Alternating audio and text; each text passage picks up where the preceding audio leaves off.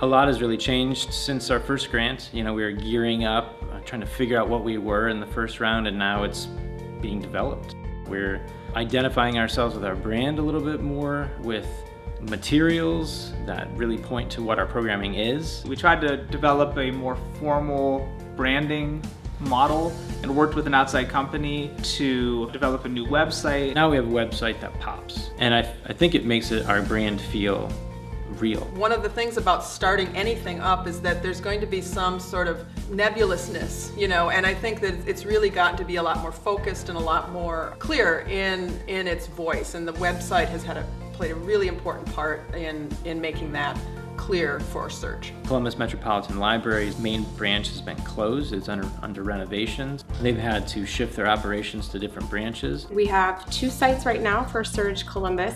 One is at our Driving Park branch and one is at our Whitehall branch. When we first started, we were pretty much just an open lab space where students would come in, and it wouldn't always be the same students, and it would be very few students because it was a new service that the library was offering. Since the last grant, we've been able to beef up our offerings, offer more stable mentors in the space, and really give the kids a consistent after-school program. So we run at least 3 days a week.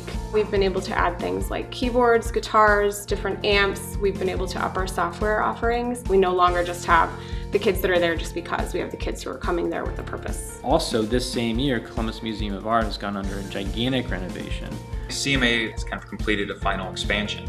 And so whereas the teens had often stayed in either our innovation lab or our art studio, they've been going out in the museum more, which is great because of the new galleries and everything like that. But it's really made us start a discussion with other parts of the museum. And so that's really interesting what the space has kind of expanded and where the teens are comfortable, and something we really hadn't seen before. One of the things that I've noticed changing about our space at the Teen Open Studio is that the teens are becoming way more comfortable with one another and us as mentors, and also the space itself. We've added a second day, and this second day was built out of interest from the teens. One of the things that the Wexner Center for the Arts really provides is a more geeking out sort of experience. We work one-on-one on specific projects that teens are working on, having to do with video, having to do with graphic novels or cartoons or comics.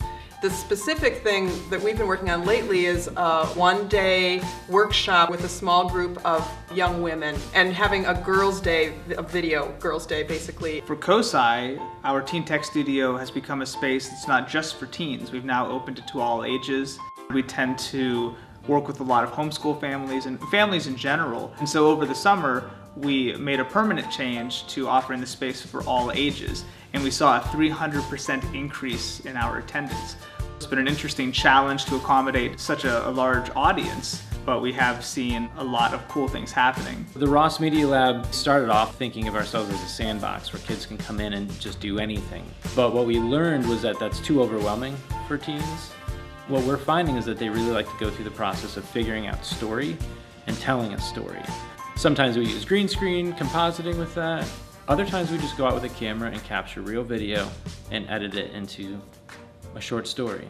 And kids get pretty instant satisfaction out of that.